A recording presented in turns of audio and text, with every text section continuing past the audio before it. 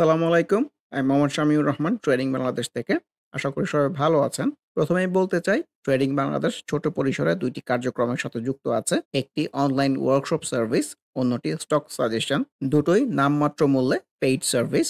২ ঘন্টার মাত্র ২ টি সেশনের মাধ্যমে এই ওয়ার্কশপটি ডিজাইন করা হয়েছে। স্টক প্রাইসের বেসিক ক্যারেক্টারিস্টিক্স এবং কিছু ইফেক্টিভ স্ট্র্যাটেজির কম্বিনেশন করে এই ওয়ার্কশপগুলো ডিজাইন করা।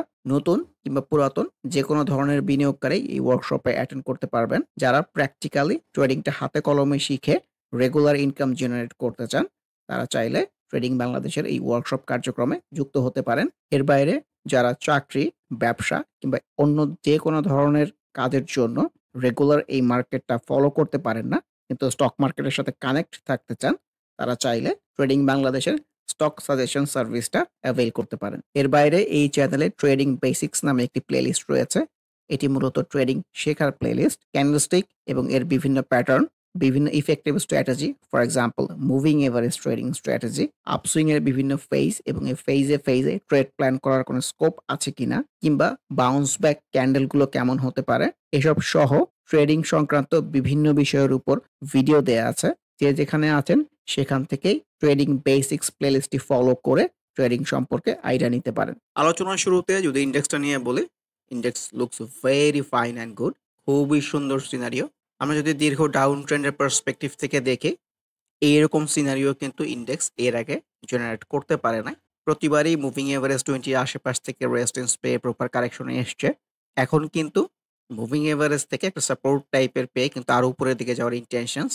সামনে কিন্তু মুভিং এভারেজ 50 চ্যালেঞ্জের জায়গাটা আছে, যদিও এটা একটু দূরে। এই পর্যন্ত রেসপেক্ট করে কিনা দেখার বিষয়। So index so far looks very good. ভলিউমটাও সুন্দর গেইন করার চেষ্টা করতেছে, এটাও খুবই পজিটিভ সাইন। এর আগের আপসুইং গুলোতে যেগুলো হয়েছে, যে আপসুইং হয়ে সেলসেনের হয়ে কারেকশনে চলে আসছে, এইবার তার একদমই ব্যতিক্রম। তো ছোট পরিসরে হলেও এটাকে আমরা একটা ট্রেন্ডি সিনারিও বলতে পারি। খুবই ছোট পরিসরে ইনফ্যাক্ট। এ পর্যায়ে ট্রেন্ডি সিনারিওটা আসলে কেমন সেইটা একটু মনে করে দিতে চাই। আমরা জানি যে স্টক প্রাইস সুইং করে চলে। একটা আপসুইং হবে, আবার অল্প একটু কারেকশন হবে, আবার একটা আপসুইং হবে, আবার একটু কারেকশন হবে, আবার আপসুইং হবে, আবার একটু কারেকশন হবে, আপসুইং হবে।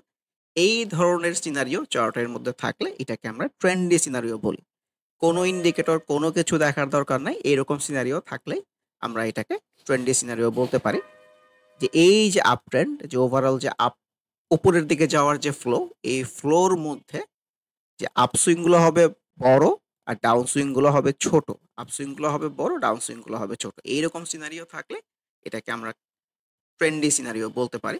সো এই সিনারিওটা দেখানোর উদ্দেশ্য এই জন্যই যে অনেক স্টকের মধ্যে কিন্তু আজকে আমরা এই ধরনের সিনারিও এক্সপেরিয়েন্স করব কিংবা করতে যাব।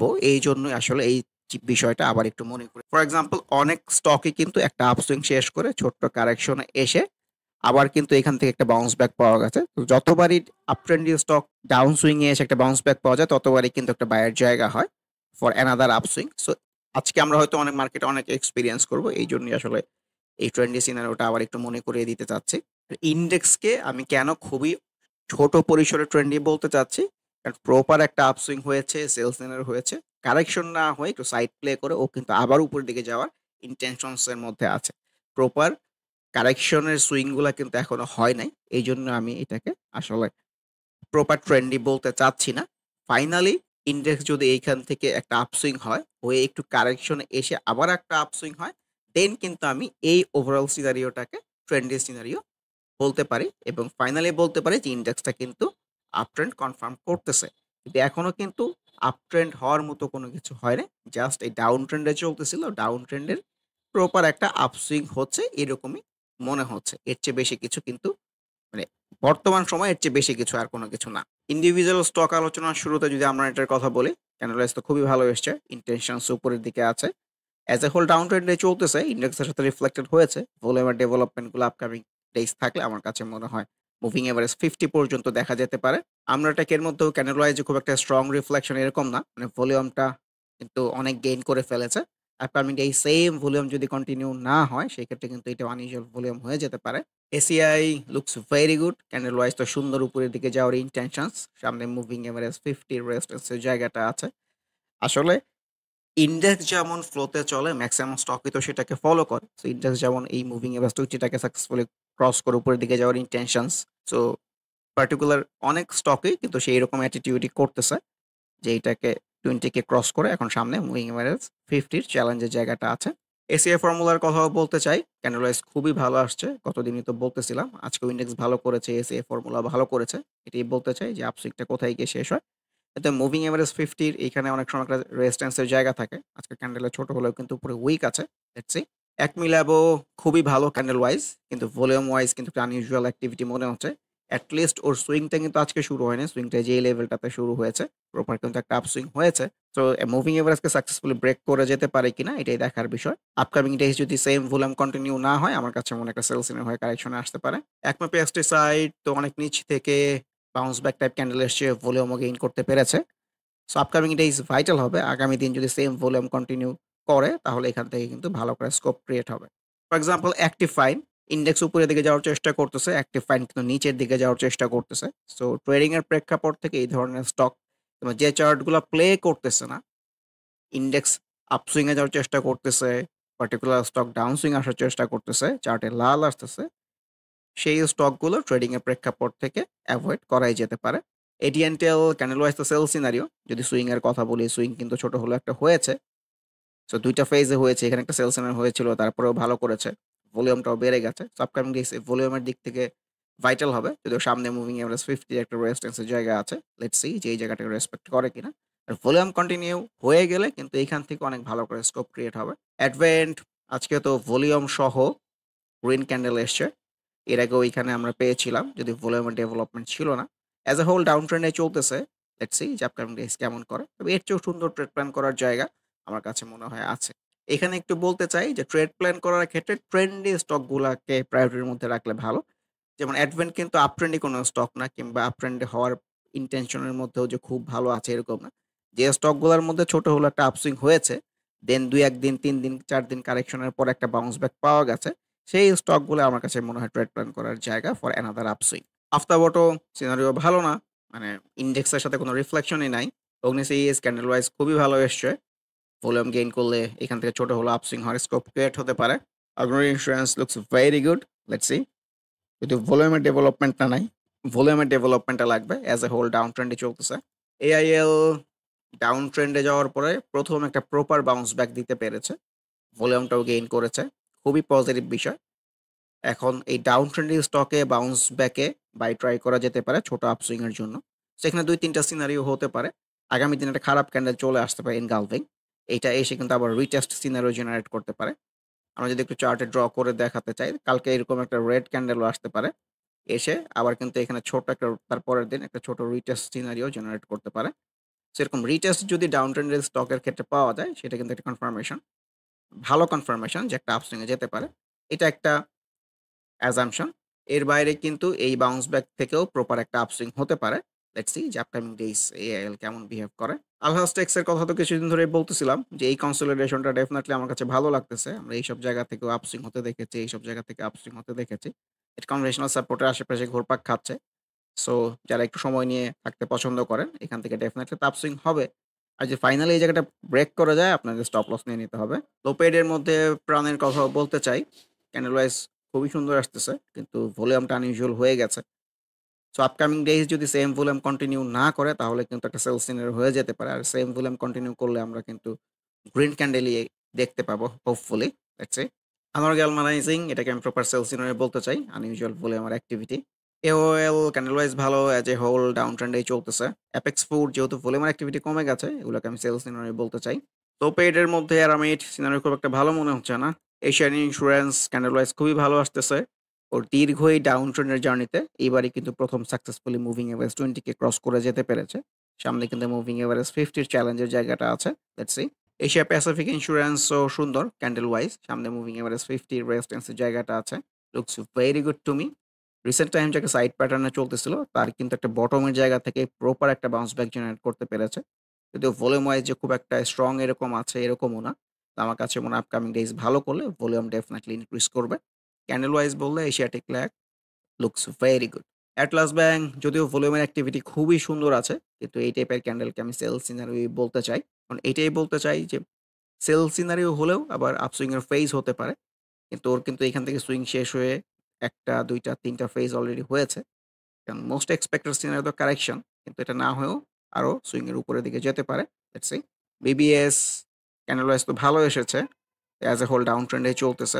বিবিএস কেবলস এর মধ্যেও কিন্তু ভলিউম ইনক্রিজ হচ্ছে। ক্যান্ডেল ওয়াইজ খারাপ আসতেছে না। লেটস সি, একটা কনভেনশনাল সাপোর্ট এর জায়গাতেই আছে। লো পেড এর মধ্যে বিডি অটোকা ২-৩ দিনের কানেকশনের পরে তো একটা গ্রিন ক্যান্ডেল পাওয়া গেছে। দেখা যাক। বিডি খুবই ভালো। এই ১ম কিন্তু মুভিং এভারেজ 20 কে ক্রস করে যেতে পেরেছে। সো আপকামিং ডেইজ ভাইটাল হবে যদি ভলিউমের স্পেশাল কোনো ডেভেলপমেন্ট নাই। বিডি থাইফু ডেফিনিটলি এই কনসোলিডেশনটা আমার কাছে ভালো লাগতেছে। চার্টে সবুজ আসতেছে। চার্টে সবুজ মানেই ভালো। বিচ এই জায়গাটাই বলতেছিলাম। একটা রেজিস্ট্যান্স আছে। তারই রিফ্লেকশন পাওয়া গেছে। এটা প্রপার সেল সিগন্যাল বলতে চাচ্ছি। ভলিউমের ডেভেলপমেন্ট কিন্তু একেবারেই কমে গেছে। সো মোস্ট এক্সপেক্টেড সিনারিও এখান থেকে কারেকশন হয়ে নিচে আসা। বিকন ফার্মা ভলিউমের ডেভেলপমেন্ট না থাকলেও candle wise looks very good. সামনে মুভিং এভারেজ 50 চ্যালেঞ্জের জায়গাটা আছে অথবা এই সুইং এর টপ এই জায়গা রেজিস্ট্যান্স এর জায়গাটাও আছে। দেখা যাক। বেঙ্গল উইন্ডসর কিন্তু গুটি, গুটি পায়ে উপরের দিকে যাওয়ার ইনটেনশনস। বার্জার কিন্তু একটু সেল সিনারিও থেকে একটা প্রপার বাউন্স ব্যাক জেনারেট করতে পেরেছে। ভলিউমটাও গেইন করেছে। সো আপকামিং ডেইজ ভাইটাল হবে। বেস্ট হোল্ডিং আনপ্রেডিক্টেবল যদিও গ্রিন এসছে ইন্ডেক্সের সাথে রিফ্লেক্টেড হয়েছে। ভলিউমের মধ্যে কোনো ডেভেলপমেন্ট নাই। ইন্স্যুরেন্স সেক্টরের মধ্যে BNICL looks very good. Proper sell scenario থেকে আরেকটা ফেজের দিকে গেছে। সামনে যে মুভিং এভারেজ 50 রেজিস্ট্যান্স এর জায়গাটা আছে। ভলিউমটাও ছোট পরিসরে সুন্দর আছে। ব্র্যাক ব্যাংক আমি এগুলোকে সেল সিনারি বলতে চাই। ভলিউমটা সেম ডেভেলপ করতে পারে নাই। আনইউজুয়াল ভলিউমের অ্যাক্টিভিটি। বিএসআরএম স্টিল কিন্তু কারেকশনের পরে আবার একটু বাউন্স ব্যাক করার চেষ্টা করেছে। ভলিউমও ডেভেলপ করতে পেরেছে। ভলিউমের ডেভেলপমেন্টটা থাকলে আমার কাছে মনে হয় সুইং আরো উপরের দিকে যেতে পারে। X Pharma looks very good কিন্তু ভলিউম ওয়াইজ না। আপকামিং ডে যদি সেম ভলিউম কন্টিনিউ না করে এটাই কিন্তু আনইউজুয়াল ভলিউম হয়ে যাবে। সামনে মুভিং এভারেজ 50 রেজিস্ট্যান্স এর জায়গাটাও আছে। ক্যাপিটেক এটাকে আমি প্রপার সেল সিনারিও বলতে চাচ্ছি। আনইউজুয়াল ভলিউম আর activity. So upcoming days vital হবে যদি সেম ভলিউম গেইন করতে না পারে। এখানেও সেল সিনারিও হয়েছিল। তারপরেও কিন্তু একটা ফেজের দিকে গেছে। সো এটাকে আমি প্রপার সেল সিনারিও বলতে চাচ্ছি। Cap MIBBL proper sell scenario, unusual volume আর activity. Central insurance candle wise looks very good. যে প্রপার কিন্তু একটা আপসুইং হয়েছে। আপসুইং হয়ে একটু কারেকশনে এসে আবার কিন্তু একটা বাউন্স ব্যাক জেনারেট করতে পেরেছে যদি ভলিউমের স্পেশাল ডেভেলপমেন্ট নাই। সো আমি এই ধরনের সিনারিওকেই ট্রেন্ডি সিনারিও বলতে চাই। ফর এক্সাম্পল প্রপার একটা আপসুইং, দেন কারেকশন, দেন আবার কিন্তু এইসব জায়গা থেকে bounce back for another upswing. Confidence cement moving average 50 পর্যন্ত গিয়ে কিন্তু রেজিস্ট্যান্স টাইপই পেয়েছে। ভলিউমের অ্যাক্টিভিটিও সুন্দর আছে। দেখা যাক যে আপকামিং ডেইজ আরো উপরে যেতে পারে কিনা। তবে ভালো কিন্তু একটা আপসুইং হয়েছে। কন্টিনেন্টাল ইন্স্যুরেন্স এর মধ্যেও ক্যান্ডেল ওয়াইজ খুবই সুন্দর। ভলিউমের ডেভেলপমেন্টটা ভাইটাল হবে আপকামিং ডেইজ। কপারটেক নিয়ে তো গতদিনই বলতেছিলাম যে এই টাইপের ক্যান্ডেল আসলে কতটুকু বাউন্স ব্যাক হয়। আজকের রিফ্লেকশন কিন্তু ভালো না। ভলিউমও গেইন করতে পারে নাই। সিনারিও অ্যাজ এ হোল খুব একটা যে ডিসাইসিভ এরকমও কিছু না। ক্রিস্টাল ইন্স্যুরেন্স জায়গাটা ডেফিনিটলি ভালো। কিন্তু প্রপার একটা আপসুইং হয়েছে ৩-৪ টা ফেজে। ভলিউমও ডেভেলপমেন্ট করতে পারতেছে না। সো এই টাইপের জায়গা কতটুকু ফ্রুটফুল হয় মার্কেট উইল ডিসাইড। সিভিও পিআরএল কিন্তু বারে, বারে রেজিস্ট্যান্স পাচ্ছে। প্রিভিয়াস সুইং এর টপ থেকে রেজিস্ট্যান্স পেয়েছে। খুব একটা যে ভালো সিনারিও এরকম বলতে চাচ্ছি না। সিমেন্ট সেক্টর গ্রাফ দেখেই তো বোঝা যাচ্ছে খুবই সুন্দর একটা আপসুইং হয়েছে। প্রপার বাউন্স ব্যাক এর আপসুইং হয়েছে। ভলিউমটাও ডেভেলপ করার চেষ্টা করতেছে। সো মুভিং এভারেজ 50 কিন্তু অনেক সময় রেজিস্ট্যান্স হিসেবে কাজ করে। এই বিষয়টাও আমাদের মাথায় রাখতে হবে। দেশবন্ধু ক্যান্ডেল ওয়াইজ খুবই ভালো এসছে। এই ধরনের ক্যান্ডেল থেকে প্রপার বাউন্স ব্যাক হয়, ভলিউমটা ইনক্রিজ করার চেষ্টা করতেছে। লেটস সি যে আপকামিং ডেইজ একটা পজিটিভ ইনটেনশনস থাকে কিনা। ডিজিআইসি ক্যান্ডেল কিন্তু উপরের দিকে যাওয়ার ইনটেনশনস। ইস্টার্ন ইন্স্যুরেন্স এর মধ্যেও খুবই সুন্দর ক্যান্ডেল আসতেছে। ভলিউম একটু ডেভেলপ করতে পারলে ভালো হতো। ইস্টার্ন লুব্রিক্যান্ট এর মধ্যেও কিন্তু একটা বাউন্স ব্যাক টাইপ সিনারিও। ভলিউমের কন্টিনিউশনটা ভাইটাল হবে। আর ভলিউম ডেভেলপ করতে না পারলে কিন্তু এই প্রিভিয়াস টপের জায়গা থেকে রেজিস্ট্যান্স পেয়ে কারেকশনে চলে আসতে পারে। কেবলস উপরের দিকে যাওয়ার ইনটেনশনস। Let's see. ইজেন ক্যান্ডেল ওয়াইজ তো খুবই ভালো। কিন্তু ডিসাইসিভ কোনো কিছু না ইনফ্যাক্ট। কারণ এই ধরনের ক্যান্ডেল আমরা এর আগেও হুবহু এই ধরনের ক্যান্ডেল না পেলেও কাছাকাছি পেয়েছি। খুব একটা ভালো প্লে যে করেছে এরকম না। কিন্তু এবার ভলিউমটা আবার ডেভেলপ করতে পেরেছে ছোট পরিসরে। সো এর আগে প্রপার একটা আপসুইং হয়েছে, প্রপার একটা ডাউন সুইং হয়েছে। কতটুকু প্লে করে market will decide. EHL candle wise looks very good. Flow কিন্তু ছোট পরিসরের উপরের দিকেই আছে। ভলিউমটাও ডেভেলপ করার চেষ্টা করতেছে। মুভিং এভারেজ 20 কে ক্রস করে গেছে। সামনে মুভিং এভারেজ 50 রেজিস্ট্যান্স এর জায়গাটা আছে। Let's see. ইআইএলও ভালো। কিন্তু এই ভালোকে যে খুব একটা ভালো এরকম বলতে চাচ্ছি না। কারণ ভলিউমটা ডেভেলপ করতে পারে নাই। ক্যান্ডেল ওয়াইজ সুন্দর আসতেছে। এমারাল্ড ওয়েল এর কথা বলতে চাই। Double top type scenario. So এইটা খুব একটা ভালো বাউন্স ব্যাক আমার কাছে মনে হচ্ছে না। যেহেতু ভলিউমটা খুব ভালো যে গেইন করতে পেরেছে এরকমও না। অনভয়েটেক্স চার্টে সবুজ আসতেছে যদি ভলিউমের স্পেশাল ডেভেলপমেন্ট নাই। ফরচুন নিয়েও বলতে চাই candle wise proper bounce back. আমরা এই ধরনের ক্যান্ডেল এখানে পেয়েছিলাম প্রপার একটা ডাউন সুইং এর পরে। এখানেও কিন্তু একটা প্রফিটের জায়গা হয়েছে ২ টা ফেজে। তারপরে এখানেও একটা বাউন্স ব্যাক টাইপ সিনারিও পাওয়া গেছিল। ছোট পরিসরে কিন্তু প্রফিটের জায়গা হয়েছে। কিন্তু সমস্যা হয়েছে এখানে ডাবল টপ সিনারিও হয়ে গেছে। তো ডাবল টপ সিনারিও হলে কারেকশন হয়। কারেকশনও হয়েছে। তো আনপ্রেডিক্টেবলি বলতে চাই ক্যান্ডেল ওয়াইজ তো ডেফিনিটলি বাউন্স ব্যাক। ভলিউম আরেকটু ভালো ডেভেলপ করতে পারলে ভালো হতো। আর ডাবল টপ সিনারিও থাকলে আরো বেশি correction expected. Let's see. Fong ceramic candle wise তো ডেফিনিটলি বাউন্স ব্যাক হতে পারে। এই ধরনের ক্যান্ডেল থেকে এর আগেও ছোট হলেও আপসুইং হয়েছে। দেখা যাক এই ধরনের ক্যান্ডেল থেকে ছোট হলেও একটা আপসুইং হয় কিনা। যেহেতু ইন্ডেক্স প্লে করতেছে। জেমিনি সিফু ডেফিনিটলি কিন্তু এগুলা বাউন্স ব্যাক হতে পারে। আমরা যদি এই সুইংটাকে ক্লোজলি দেখি, এটাকে আমি আসলে ট্রেন্ডি সিনারিও বলতে চাচ্ছি। ফর এক্সাম্পল এই যে বাউন্স করেছিল, বাউন্স করে প্রপার একটা বাউন্স ব্যাক, ডাউন সুইং এর পরে বাউন্স করে প্রপার একটা আপসুইং হয়েছে। আবার কারেকশন এসছে, আবার একটা ক্যান্ডেল ওয়াইজ বাউন্স ব্যাক পাওয়া গেছে ফর অ্যানাদার আপসুইং। ভলিউমটা আপকামিং ডেজ যদি ডেভেলপ করতে পারে আমার কাছে মনে হয় এখান থেকে ট্রেন্ডি সিনারিও যেটা এরকম একটা সিনারিওর মধ্যে চলে যেতে পারে। Genexil candle wise looks very good. ভলিউমটাও পেয়েছে। আপকামিং ডেজ ভাইটাল হবে যদি ভলিউম গেইন করতে পারে। প্রপার কিন্তু একটা এখান থেকে আপসুইং এক্সপেক্টেড। গোল্ডেন হারভেস্টের মধ্যেও কিন্তু candle wise bounce back scenario দেখা যাক। গ্লোবাল হেভি কেমিক্যালস আজকের রিফ্লেকশন তো ভালো না, মোটেও ভালো না।